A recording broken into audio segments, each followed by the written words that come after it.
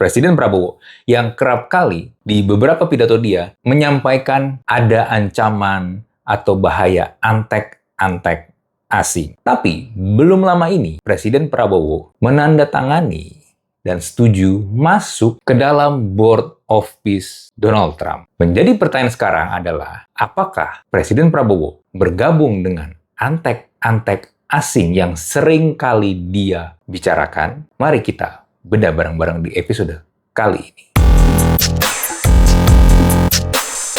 Belakangan ini, kalau lu membaca berita atau ngikutin update terutama situasi geopolitik di dunia, gua merasa, dan mungkin lu juga merasa, situasi dunia kok makin lama makin tegang. Belum lama Donald Trump mengambil dalam tanda kutip Venezuela, lalu dia ingin mengambil Greenland dengan paksa. Di mana Greenland itu adalah milik dari Denmark. Yang tentu saja sebagai pemilik sebuah pulau yang posisinya juga strategis, akan terjadi konflik yang besar. Apalagi bersama Denmark ada Uni Eropa. Walaupun akhirnya Donald Trump konon nggak jadi. Kenapa gue pakai kata konon? Karena Donald Trump ini seringkali dia ngomong apa, tindakannya apa. Jadi bisa beda tuh. Nah, dengan melihat kelakuan dia yang impulsif, sebenarnya ini menjadi semakin was-was.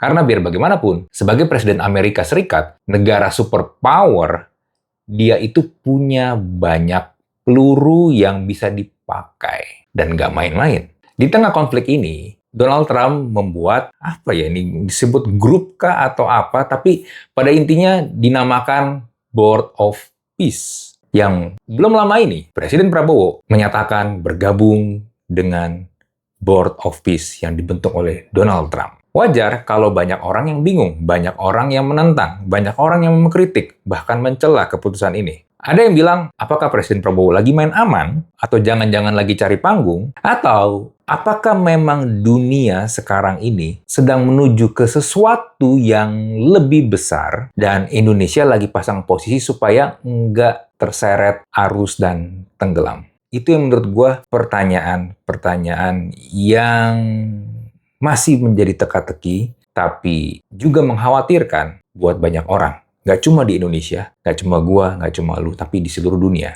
Satu hal yang lain, kalau lu juga melihat kondisi global sekarang ini, ada beberapa pihak, salah satunya juga Presiden SBY, yang bilang situasi sekarang ini mirip keadaan sebelum Perang Dunia Pertama dan Kedua, terutama Perang Dunia Kedua. Beberapa contohnya, ada beberapa konflik besar sampai sekarang tidak selesai-selesai. Contohnya adalah konflik Rusia dan Ukraina. Lalu juga ada sistem aliansi yang bisa dibilang sebenarnya saling mengunci. Dan pergerakan politik makin kesini ini makin agresif. Cuma yang membedakan mungkin kalau dulu perangnya dengan tank, perangnya dengan peluru, hari ini ada nuklir yang amit-amit kalau sampai diluncurkan. Lalu juga ada perang cyber, perang informasi, juga ketergantungan rantai pasok global. Mungkin kalau lu masih ingat, awal-awal Ukraina diserang, sempat ada masa yang sebenarnya sampai sekarang juga masih dirasakan. Pasokan minyak bumi itu terganggu. Harga jadi tidak stabil. Makanya, kekhawatiran akan terjadinya Perang Dunia Ketiga, ini bukan lagi hanya sekedar teori konspirasi, tapi ancamannya tuh nyata, real. Nah, yang gue lihat, ketika Presiden Prabowo akhirnya menandatangani piagam Board of Peace yang dipromosikan oleh Donald Trump. Sekali lagi ya, reaksi masyarakat terbelah nih. Ada yang sebagian gue lihat setuju, tapi lebih banyak yang tidak setuju. Dan juga menjadi pertanyaan, apakah ini langkah pragmatis, apakah ini cari aman, atau Presiden Prabowo punya rencana lain? Nah, yang gue lihat, kalau ada negara bikin kerjasama, entah antara dua atau beberapa negara, hampir tidak pernah didasari karena ada rasa ketulusan ingin membantu satu sama lain. Pasti ada maksud atau ingin mendapatkan benefit. Entah itu akses ke jaringan yang lebih besar, atau mungkin akses mendapatkan peran penting, entah di tengah konflik atau setelah konflik. Jadinya, forum-forum seperti ini adalah permainan bargaining power. Kita saling mengumbar posisi tawar kita. Gua punya ini, lu punya apa. Jadi, janganlah terlalu naif mendengar kata peace di dalam Board of Peace-nya Donald Trump. No, man. Menurut keyakinan gua, forum seperti itu nggak akan pernah bisa netral. Akan selalu ada kepentingan, akan ada selalu ego yang bermain di situ, dan agenda-agenda politik yang menyertainya. Nah, dengan Presiden Prabowo berdiri di panggung yang sama dengan Donald Trump, selain membawa konsekuensi persepsi terhadap dirinya, juga ada konsekuensi yang lain. Yang paling kelihatan, yang paling bisa kita lihat adalah biaya. Mungkin istilah gampangnya biaya membership ya untuk join Board of Peace itu adalah 1 miliar US dollar, sekitar 16-17 triliun rupiah. Jangan tanya duitnya dari mana, tebak aja sendiri. Beberapa negara yang sudah memastikan join dengan Board of Peace, ini coba gue bacakan ya. Ini daftarnya per gue bikin video kali ini. Ini ada Argentina, ada Armenia, ada Azerbaijan, ada Bahrain, ada Bulgaria, ada Hungaria, ada Indonesia, ada Yordania, ada Kazakhstan, Kosovo, Mongolia, Maroko, Pakistan, Paraguay, Qatar, Saudi Arabia, Turki, Uni Emirat Arab, Amerika Serikat, dan Uzbekistan.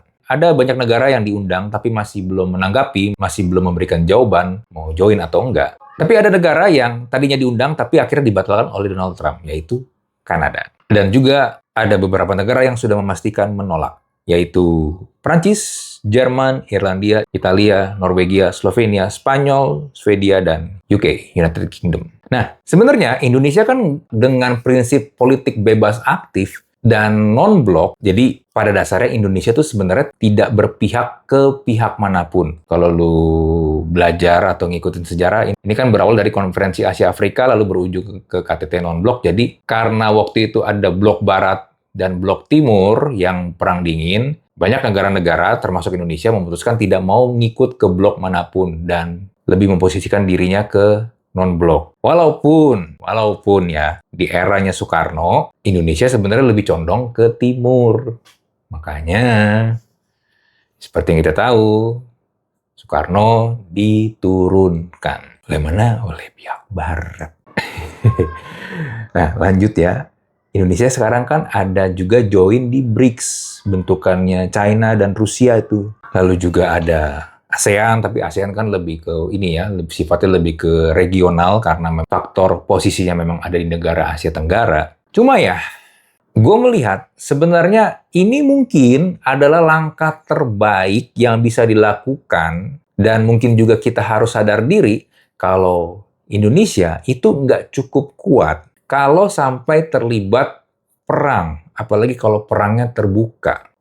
Kemarin sempat ada yang coba nanya ke ChatGPT ya, beberapa negara yang kalau terjadi perang dunia ketiga itu masuk ke dalam daftar aman. Salah satunya Indonesia. Mungkin ini juga salah satu faktor karena kita memainkan permainan politik seperti ini. Disclaimer ya, gua nggak lagi sedang menjilat Prabowo atau pemerintahan sekarang. Kalau lu ngikutin gue pasti tahu gue sering kali mengkritik kebijakan-kebijakan pemerintahannya Prabowo. Tapi ya kita coba objektif juga lah. Kalau memang ada langkah yang kita lihat sepertinya ini oke, nggak jelek-jelek amat, ya mungkin kita bisa kasih apresiasi atau mungkin juga kasih pujian. Oke, kayak ini langkahnya cukup oke. Karena sekali lagi kita harus juga tahu diri. Nanti kalau misal terjadi perang nih, amit-amit terjadi perang. Perang sekarang itu kan udah nggak kayak dulu. Mengerahkan pasukan dengan pasukan maju, wah gontok-gontokan, hajar-hajaran. Enggak kan, sekarang perangnya kan tinggal main pencet-pencet tombol doang. Rudal, pakai drone, yang nggak perlu lagi manusia untuk ikut. Dan itu gampang banget untuk menginvasi sebuah negara. Tanpa perlu pasukannya masuk ke situ, cukup kirimin alat-alat canggih doang. Bahkan kalau kita dulu dikenal dengan strategi perang gerilya, menurut gue sulit tuh diterapkan sekarang. Bukannya apa, mau ngumpet sedemikian rupa, itu drone, itu bisa baca heat tempernya manusia, suhu panas, temperatur manusia. Ngumpet di mana juga kelihatan, ketahuan. Beda dengan zaman dulu memang. Jadinya dengan Indonesia ada di Board of Peace, Indonesia ada di BRICS, atau Indonesia ada di mana, ya ini mungkin adalah sebuah langkah yang pragmatis, terlepas apakah Presiden Prabowo punya tujuan tertentu untuk kepentingan pribadi dia, tapi kalau gue coba lihat dari helikopter view, daripada kita bersandar ke satu sisi, Lebih baik kita coba mencari aliansi sebanyak mungkin yang kira-kira nih kalau misalnya let's say, sekali lagi amit-amit terjadi perang, ada dua kubu yang gontok-gontokan, ada satu kubu yang kalah. Ya udah, kita kan nggak mihak yang kemana-mana nih. Setelah selesai, ya udahlah kita lihat, kita bisa lihat situasi. Mana nih yang kita bisa coba approach, mana nih yang kita bisa coba lihat. Jadi baca situasi dulu lah. Beda kalau lu berpihak ke satu pihak dan pihak tersebut kalah. Lu kena imbasnya. Emang kalau berpihak ke yang menang, lu akan mendapatkan banyak benefit dari situ. Tapi itu pun kalau menang, lu bisa memastikan seperti apa. Bahaya banget masalahnya. Kita tidak punya resource yang sekuat itu. Nah, sekarang PR-nya menurut gua, terutama untuk Presiden Prabowo, bagaimana dia bisa memastikan, bagaimana dia bisa meyakinkan masyarakat kalau langkah yang dia ambil ini adalah sebuah langkah yang memang tujuannya untuk keselamatan bangsa, bukan untuk sekedar cari panggung. Itu yang menurut gua harus dibuktikan oleh Presiden Prabowo. Karena setahun terakhir bermainnya narasi bahaya antek-antek asing. Tiap kali dikritik, ada asing yang menunggangi. Tapi giliran ketemu asing beneran, kok jadinya ciut. Kok jadinya iya-iya aja. Nah, kita kan sebenarnya ya pengen punya pemimpin yang tegas dong. Jangan sebentar-sebentar A, jangan sebentar-sebentar B. Ngomongnya A yang dilakukan B, ngomongnya B yang dilakukan A. Kan jadi bingung, maunya gimana. Nah, itu sebenarnya menurut gue yang jadi PR. Dan penutup, pesan gue singkat aja sih. Mudah-mudahan konflik gini jangan terus berkelanjutan deh. Aduh, ribet banget kalau sampai perang, cuy. Oke, seperti biasa, kalau lu punya pertanyaan atau lu punya komentar, silakan bisa langsung tulis di kolom komen. Kita jumpa lagi di Thinking Room episode berikutnya. Bye.